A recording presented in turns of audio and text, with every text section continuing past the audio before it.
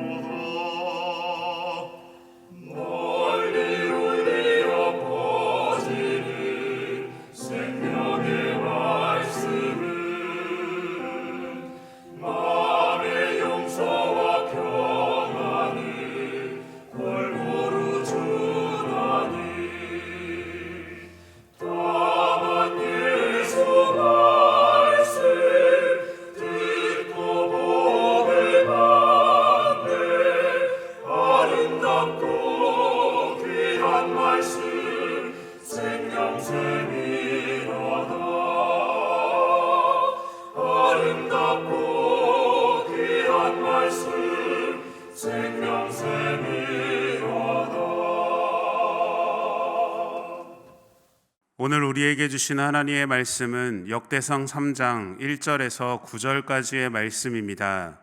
다윗이 헤브론에서 낳은 아들들은 이러하니 맏아들은 암논이라 이스라엘 여인 아히노암의 소생이요 둘째는 다니엘이라 갈멜 여인 아비가일의 소생이요 셋째는 압살롬이라 그수랑 달메의 딸 마아가의 아들이요 넷째는 아도니아라 핫깃의 아들이요 다섯째는 스바다라 아비달의 소생이요 여섯째는 이드르암이라 다윗의 아내 에글라의 소생이니 이 여섯은 헤브론에서 낳았더라. 다윗이 거기서 7년 6개월 다스렸고 또 예루살렘에서 33년 다스렸으며 예루살렘에서 그가 낳은 아들들은 이러하니 시므아와 소밥과 나단과 솔로몬 네 사람은 다 암미엘의 딸 바수아의 소생이요 또 이팔과 엘리사마와 엘리벨렉과 노가와 네벡과 야비하와 엘리사마와 엘라다와 엘리벨렛 9사람은 다 다윗의 아들이요 그들의 누이는 다말이며 이 외에 또 소실의 아들이 있었더라. 아멘. 함께 기도하겠습니다. 사랑의 주님, 오늘도 우리를 자녀 삼아 주시고 믿음의 자리에 서게 하시니 감사를 드립니다. 우리의 모든 상황과 환경 속에서도 늘 동행하여 주시고 말씀으로 빛이 되어 주신 하나님을 따라 감사와 순종을 고백하는 우리가 되기를 소망합니다. 하나님, 우리가 연약하여 하나님의 계획과 뜻을 놓칠 때가 있습니다. 그러나 우리를 붙잡아 주시고 우리를 통해 일하시는 하나님의 은혜를 고백하며 오늘도 하나님의 나라를 세워나가는 믿음의 자녀가 되게 하여 주시옵소서. 때로는 우리의 생각과 뜻으로 살아가려는 우리의 마음을 붙잡아 주시고 하나님을 경외하며 순종의 삶을 살게 하여 주시옵소서. 오늘도 주님 말씀을 듣습니다. 들음을 넘어 행함의 고백이 있게 하시고 우리를 통해 하나님의 뜻을 이루어 나가는 하나님의 은혜가 있게 하여 주시옵소서. 모든 것 주님께 감사드리며 예수님의 이름으로 기도드립니다. 아멘. 할렐루야. 오늘도 새벽의 첫 시간을 주님께 드리며 믿음의 예배자로 이 자리에 나오신 모든 성도님들을 주님의 이름으로 축복합니다. 역대상 1장부터 9장은 아담으로 시작해서 포로 생활에서 돌아온 이스라엘 백성들의 계보를 소개합니다. 그 중에 오늘 본문 역대상 3장과 4장은 다윗 왕의 자손들을 중심으로 한 유다 지파의 계보를 다루고 있습니다. 그런데 이 계보는 단순한 한 왕가의 족보를 이야기하고 연대기를 소개하는 것이 아닙니다. 이는 하나님의 약속의 말씀이 어떻게 전승되고 어떻게 확장되고 있는지를 보여줍니다. 하나님의 말씀이 한 사람에서 한 공동체로, 한 민족에서 모든 열방으로 확장되어 가는 구속사적 지도입니다. 역대상 3장은 다윗이 헤브론과 예루살렘에서 낳은 많은 자녀들의 명단과 솔로몬 이후의 자손들을 포로 이전과 이후까지 나열하고 있습니다. 그리고 역대상 4장은 다시 유다 자손의 남은 족보를 추가로 설명하며 후에 유다에 흡수된 시므온 지파의 계보까지 기록하고 있습니다. 특별히 오늘 말씀을 통해 기억해야 할 것은 말씀에 기록된 각 인물들의 삶을 보면서 하나님의 말씀이 우리 삶에서 구체적이고 실제적으로 이루어진다는 사실입니다. 하나님의 약속, 하나님의 계획은 하나도 빠지지 않고 이루어지며 하나님의 때에 반드시 이루신다는 것을 기억해야 합니다. 먼저 역대상 3장은 다윗의 아들들과 후손들을 나열하며 시작합니다. 다윗의 아들들과 왕위를 계승한 아들 솔로몬, 그리고 그 이후의 왕위 계승자들을 이야기합니다. 그리고 남유다의 마지막 왕인 여호야긴으로부터 시작하여 포로 귀환에서 총독으로 돌아온 수룹바벨로 이어지는 족보 이야기입니다. 3장 1절에서 9절은 하나님께서 다윗에게 허락하신 많은 자녀들에 대한 이야기입니다. 10절에서 16절은 솔로몬 이후의 왕의 계보와 그의 자손들인 시드기야 왕까지 기록하고 있고 그들이 포로로 끌려간 이후에도 그 계보가 끊어지지 않고 이어지고 있음을 말합니다. 그리고 17절에서 24절은 포로에서 귀환한 지금도 계보가 계속되고 있음을 보여줍니다. 이스라엘은 바벨론의 포로로 잡혀갔고 그곳에서 희망이 없는 것처럼 보였습니다. 그러나 그들은 희망 없는 자들처럼 살지 않았습니다. 하나님께서 부르신 선지자들의 끊임없는 활동이 있었고 말씀을 배우기 위해 모임이 생기면서 하나님의 말씀을 더 깊이 묵상하고 기도하는 시간을 갖습니다. 그리고 하나님은 여호야긴 왕의 석방으로 회복의 희망을 보여주십니다. 역대상 3장 17절에서 18절 말씀입니다. 사로잡혀간 여고냐의 아들들은 그의 아들 스알디엘과 말기람과 부다야와 세나살과 여가메와 호사마와 느다바요 라고 말합니다. 여호야긴 왕의 자녀 중에 부다야가 있습니다. 그리고 부다야의 아들 중에 스룹바벨이 있습니다. 스룹바벨은 바벨론에서 포로가 귀환할 때 백성들을 이끌고 온 사람입니다. 스룹바벨의 할아버지 여호야긴 왕의 회복이 이스라엘 회복의 징조였다면 스룹바벨은 이스라엘 회복의 본격적인 시작이었습니다. 역대상 3장 19절에서 20절 말씀입니다. 부다야의 아들들은 스룹바벨과 시므이요, 스룹바벨의 아들은 무술람과 하나냐와 그의 매제 슬로밋과 또 하수바와 오헬과 베레갸와 하사다와 유사펫의 5사람이요 라고 말합니다. 스룹바벨의 첫째 아들의 이름은 무술람입니다. 그리고 그 뜻은 회복하다, 대체로서 주어지다입니다. 그리고 다섯째 이름은 유사페셋입니다. 그 뜻은 헤세드의 귀환입니다. 스룹바벨은 이스라엘이 아직은 나라의 왕권이 회복된 것은 아니지만 포로 귀환을 통해서 하나님의 나라가 회복될 것이며 다시 새로운 시기를 맞이하게 될 것을 알았던 겁니다. 이는 아직 하나님의 나라는 보이지 않을 정도로 작지만 강력하게 하나님의 때에 따라 준비되고 있었음을 깨닫게 됩니다. 역대상 3장의 말씀을 보면 우리가 자주 접하지 못한 인물들도 있음을 보게 됩니다. 그러나 우리에게 익숙한 이름이든 익숙하지 않은 이름이든 그것은 중요하지 않습니다. 중요한 것은 그들 역시 하나님께서 택하시고 부르신 자들이며 하나님이 기억하고 계신 자녀로서 언약의 가문 안에서 각자에게 맡겨진 역할을 감당했던 사람들이라는 것을 기억해야 합니다. 하나님은 그 모든 자손들을 통해서 자신의 구원의 계획을 이루어 가고 계신 겁니다. 이는 오늘 우리의 믿음에도 기억해야 할 부분입니다. 더 많은 것을 가지고 더 높은 자리에서 더 큰 사회적인 영향력을 가진 것도 필요하지만 하나님의 뜻에 따라 순종하는 삶을 사는 것이 더 중요하다는 겁니다. 하나님은 나를 통해 하나님 자신의 계획을 분명하고도 확실하게 이루어가는 분임을 기억하며 그 뜻에 따라 믿음으로 살아가는 저와 여러분들이 되시기를 소망합니다. 하나님의 부르심 앞에 순종으로 결단하십시오. 우리를 통해 하나님의 계획을 이루어 가실 때 기쁨과 감사가 고백되고 하나님의 뜻을 온전히 바라보는 믿음의 자녀로 살아가시기를 축복합니다.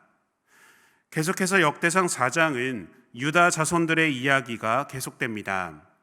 유다 지파 내의 다양한 가족들과 지역 집단들이 언급이 됩니다.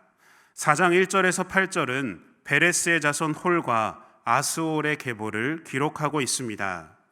9절에서 10절은 야베스의 기도, 11절에서 23절은 굴룹, 온니엘, 갈렙, 에스라와 다른 사람들의 계보를 말하고 있습니다. 그리고 24절에서 43절은 시므온 자손의 계보가 기록되어 있습니다. 이 계보 역시 단순한 한 지파의 번성과 성장만을 보여주는 것이 아닙니다. 유다 지파는 한 왕의 혈통이 아니라 믿음과 섬김, 지역사회의 기초를 이루는 다양한 인물들로 구성되어 있음을 보여줍니다. 그리고 하나님은 이 가문을 통해서 공동체 전체를 세우고 넓혀가시는 하나님의 방식을 우리에게 보여주고 있습니다. 특별히 역대상 4장에는 야베스라는 인물이 등장합니다. 그는 성경에서 짧게 등장하지만 강력한 기도로 우리에게 잘 알려진 인물이기도 합니다. 역대상 4장 10절 말씀입니다. 야베스가 이스라엘 하나님께 아뢰어 이르되 주께서 내게 복을 주시려거든 나의 지역을 넓히시고 주의 손으로 나를 도우사 나로 환난을 벗어나 내게 근심이 없게 하옵소서 하였더니 하나님이 그가 구하는 것을 허락하셨더라. 아멘. 야베스의 이름은 고통, 불모지라는 뜻입니다. 그러나 그의 기도는 그의 고통을 바꾸는 운명의 전환점이 됩니다. 그것은 야베스가 온전히 하나님을 신뢰하고 의지하는 믿음으로 기도하였기 때문에 가능했던 일입니다. 이는 우리에게도 큰 위로가 됩니다. 때로는 우리의 상황과 환경이 야베스와 같이 고통이며 불모지 같을 때가 있습니다. 주위를 둘러보아도 전혀 나아질 수 없는 위치에 있을 수도 있습니다. 그러나 우리가 하나님께 드리는 진실된 기도는 우리의 인생의 방향을 바꿀 수 있다는 사실을 기억해야 합니다.